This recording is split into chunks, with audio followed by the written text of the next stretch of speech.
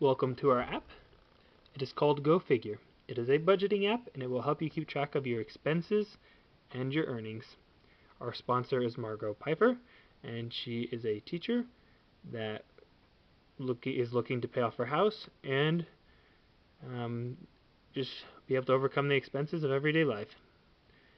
And so here we are. Here's our app, and we're going to go down, and it tells you that you can register here, and that's what we're going to do since we're a new user.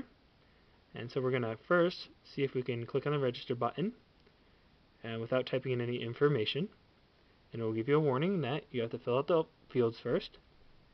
And so we're going to start filling in the fields. We'll call John. We'll have an email, john@gmail.com.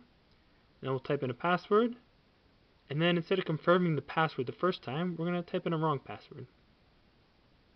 And it says that the passwords don't match, so we're going to have to type in a different password.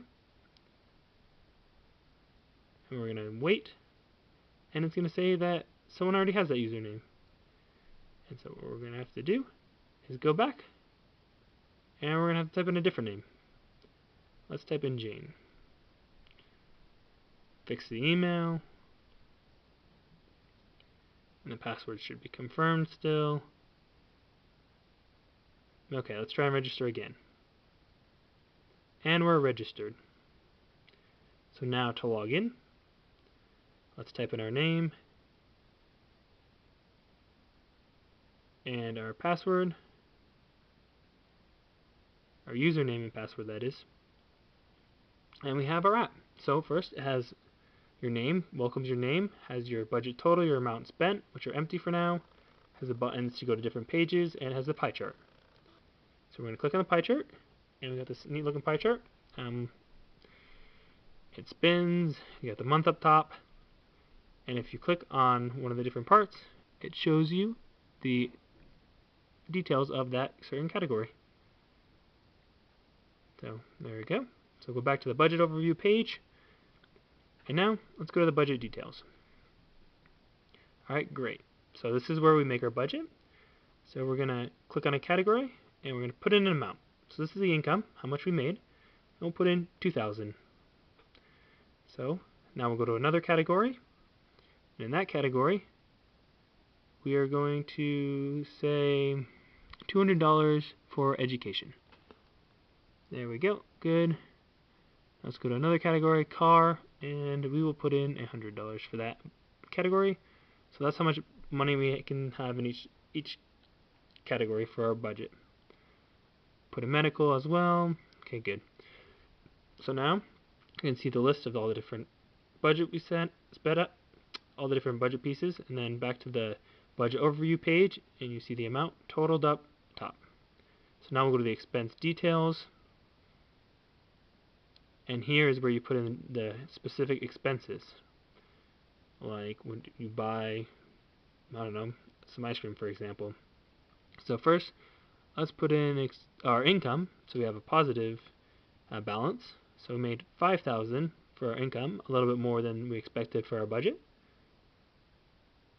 First we'll put in the description though of what we were doing, which was working, then the amount, and then we'll put the day to keep track of where or when rather it was spent. And look at that, it'll appear below in a list. And so we're going to add a few more expenses. Let's have a lamp for $10, bought it the same day.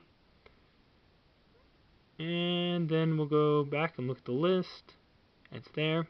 So now if you go back, you can see that the total is there. We have $5,000 is what we made, and we spent $10. So that leaves us with that $4,990. Alright, now back to the expenses. We're going to go to put in some food. And we're going to put that ice cream I was waiting for $5,000. Quite a bit of ice cream. We're going to have a giant party here. And we'll put in another date. Bought it same day. And then we'll go back.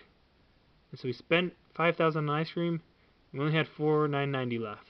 So now, if you look, the amount spent is red, which lets you know that you are over your budget and you are in the negatives. So back to the personal budget page in the budget details, we have our list of our budget. And we'll go down, we'll put in car again, which we already have, but we're going to get rid of it, so we'll put a 0 there. Now if you look, it said car is deleted, and there's no more car category. So this way you can delete categories that you don't need. And so now if we go back to the budget overview, we can see that we have our budget total, which is green, and then our negative amounts, negative value for the amount spent because we went over budget. So now we're going to log out, and that's the main features of our app. Now we're going to show you is all that information is actually stored in a real-time database called Firebase. And so we have our user adele@gmail.com, which has some stored information, and we're going to log in, and we have the information there. We got different totals, and then we look at our database, and we have the budget stored, the amount, what it's called, and then the same as what's on the list. And then if you go down, there's the expenses as well, and it's organized by the year or the day as well, or the year, the month, and what the category is called. And so you look, they're the same there in that list that you can scroll through, and that is our app. And so we will log back out, and that is what we're working on for our budget app. As you can see, it keeps track of a budget, has different features as showing different amounts and things like that, and the totals, and you can just organize your expenses better. And some technical difficulties that we had running into this, or that we ran into on this app, is that one, Android Studio is a bit difficult to work with.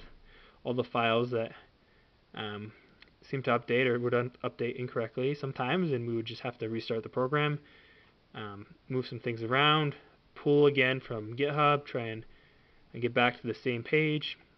Another thing we had was the Firebase, just in general, the database, just authenticating the passwords and the different information. And just with some research and different things like that, we were able to overcome that, as well as a few other technical difficulties. So that's our budget app. We hope you enjoy it. Thank you.